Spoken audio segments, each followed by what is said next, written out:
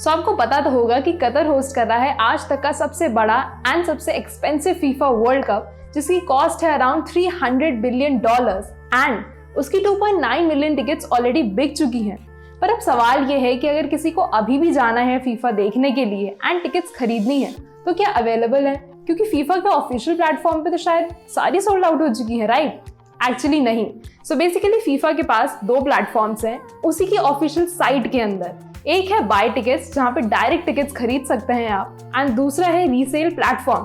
Basically resale platform पर अगर suppose मैंने टिकट खरीदी एंड आई डिसाइड कि यार अब नहीं जाना है मुझे मैच देखने के लिए, so I can sell my ticket on that platform with a fee of 30 QAR, that is around 600 INR। सो अगर आपको टिकट्स खरीदनी है रीसेल प्लेटफॉर्म से तो वो आपको कितने की मिलेगी? सो सपोज अगर बाय टिकट्स वाले प्लेटफॉर्म पे आपकी अवेलेबल है 600 QAR की, तो आपको रीसेल प्लेटफॉर्म पे वही टिकट 630 QAR की मिलेगी, जिसमें कि आपकी 600 रुपीज 600 INR उसमें फी जुड़ जाएगी। सो ज्यादा डिफरेंस नहीं है मनी में, तो आप वहां से टिकट्स खरीद सकते हैं एंड वहां पे बहुत कम टिकट्स बची है, सो प्लीज जल्दी करें। बट व्हाट इफ मुझे टिकट्स नहीं लेनी पर मुझे कतर जाना है और वहां का फीफा का माहौल एंजॉय करना है?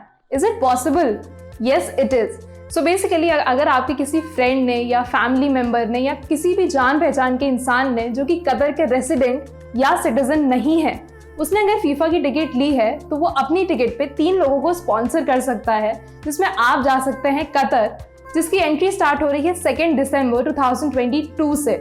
अब इसकी फी क्या है? काफी मिनिमल फी है जो कि 500 कतरी रियाल्स है, which is approx 11,000 Indian rupees. तो आप फीफा एंजॉय करने जा सकते हैं, भले ही मैच ना देखना हो पर वहाँ का माहौल एंजॉय करना तो बनता है। Now the next question comes in कि हया कार्ड क्या है और आखिर इसकी जरूरत क्यों है? क्या फीफा टिकट इनफ नहीं है कतर में एंट्री लेने के लिए? एक्चुअली नहीं है। सो बेसिकली हया कार्ड आपकी एंट्री परमिट है। अगर आपके पास फीफा की टिकट है या अगर नहीं भी है, सपोज आप किसी अपने फ्रेंड या फैमिली मेंबर के स्पॉन्सरशिप पे जा रहे हो, फिर भी आपको हया कार्ड की जरूरत पड़ेगी, बिकॉज जैसा कि मैंने कहा ये एक एंट्री परमिट है। पर हया कार्ड के लिए आपको अप्लाई कैसे करना है? इसका सबसे आसान तरीका है आप हया कार्ड की एप्लीकेशन डाउनलोड कर लीजिए, विच इज हया कतर 2022। अगर आप डालेंगे गूगल प्ले स्टोर पर तो आसानी से मिल जाएगी। वहां पर आपको अपने लॉगिन क्रेडेंशियल से लॉगिन करना है, जिससे आपने फीफा की वेबसाइट पर लॉगिन किया हो, या फिर अगर आप नॉन टिकटेड फैन है तो आपको उस इंसान से बोलना पड़ेगा जो आपको स्पॉन्सर कर रहा है कि वो अपने हया कार्ड पर आपका भी नाम डाल दे, उसी के अंडर आप भी आएंगे। आपका हया कार्ड अप्रूव होने के बाद कैसा दिखेगा वो यहाँ पे आप देख सकते हैं। अच्छा, काफी लोग का ये सवाल है कि मेरी हया कार्ड एप्लीकेशन अप्रूव नहीं हो रही है। उसका एक बहुत बड़ा रीजन है आपका अकोमोडेशन। जब तक आप उसमें अपना अकोमोडेशन लिस्ट नहीं करेंगे तब तक आपकी हया कार्ड एप्लीकेशन अप्रूव नहीं होगी और आपके पास उनकी तरफ से एक ऑफिशियल मेल नहीं आएगा। Now what are the accommodation options that are available in Qatar? सबसे पहले आते हैं फैन विलेजेस, जो कि आप फीफा के ऑफिशियल वेबसाइट से भी देख सकते हैं, या फिर कतर की बहुत सारी गवर्नमेंट साइट्स हैं जहाँ पे अवेलेबल रहेंगे, जो कि हम इसमें डाल देंगे आपके लिए ऑफ कोर्स। इसके अलावा आप किसी ट्रैवल एजेंसी या हॉस्पिटैलिटी एजेंसी से भी कांटेक्ट कर सकते हैं, जो कि आपको पूरा गाइड कर देंगे कि उनके पास क्या क्या ऑप्शंस अवेलेबल हैं, starting from hotels to hostels to other options. इसके अलावा अगर आपको ये भी नहीं चाहिए और आपका अगर कोई जान पहचान का रहता है कतर में, तो आप उनसे कह सकते हैं कि वो आपको होस्ट कर दें।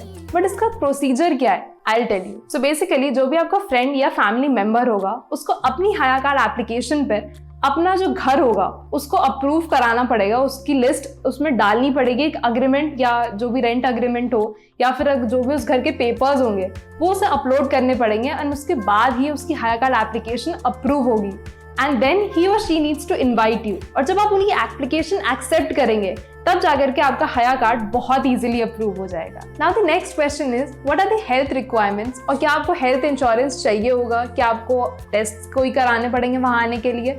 आई tell you about it. So basically पहले ये था कि कतर जाने के 48 आवर्स पहले, यानी कि आपकी कंट्री के डिपार्चर के 48 आवर्स पहले आपको RT-PCR या फिर रैपिड एंटीजन टेस्ट कराना कंपलसरी था।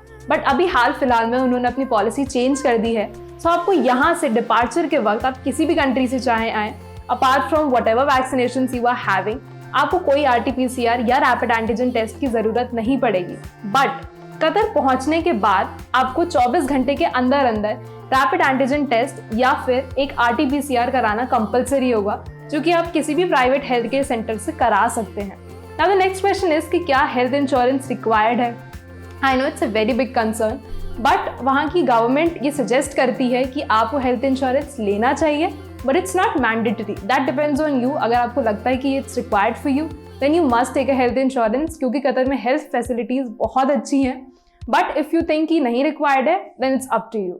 सो द नेक्स्ट क्वेश्चन इज कि व्हाट इज एतराज app and do you need a green bar on it.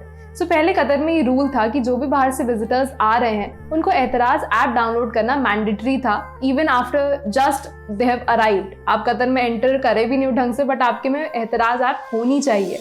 But now they have change their policy and उन्होंने कहा कि एतराज ऐप डाउनलोड करना is not mandatory, but if you are visiting a health care centre and जैसा कि मैंने अभी पहले बताया था कि आपको 24 आवर्स के अंदर अंदर अपना RT-PCR कराना पड़ेगा, तो आपके फ़ोन में एतराज़ ऐप होनी कंपलसरी है।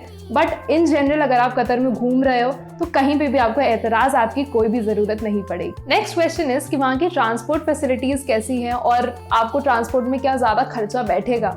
एक्चुअली नहीं, द गुड न्यूज़ इज़ कि जितने भी हया कार्ड होल्डर्स हैं, चाहे वो नॉन टिकटेड फैंस ही क्यों ना हो, अगर आपके पास हया कार्ड है तो आपको वहाँ की मेट्रोज एंड बसेस एकदम फ्री में एक्सेस करने को मिलेंगी। उसके लिए आप कारवां ऐप डाउनलोड कर सकते हैं, जिससे आप वहाँ की बसेस एंड टैक्सीज को अच्छे से एक्सेस कर पाएंगे। बट अगर आपको ये नहीं चाहिए एंड यू थिंक कि हमें मेट्रो नहीं चेंज करनी है, हमें बाय टैक्सी जाना है, तो आपके पास ऊबर अवेलेबल है, that's the easiest option to go for. So ये थी फीफा के दौरान यहाँ से कतर जाने की सारी इन्फॉर्मेशन। इसका पार्ट 2 भी बहुत जल्दी आएगा, जिसमें मैं आपको बताऊंगी कि आप वहाँ पहुँचकर क्या क्या एक्सपेक्ट कर सकते हैं एंड क्या क्या प्रोसेसेस रिक्वायर्ड हैं आफ्टर यू रीच कतर। पर वो आपको इन्फॉर्मेशन यहाँ से नहीं, वो आपको मैं दूंगी कतर पहुँच करके। Till then stay tuned and share this video with those people जिनको इस वीडियो की जानकारी की काफ़ी ज़रूरत है। साथ ही साथ subscribe to this channel to know more.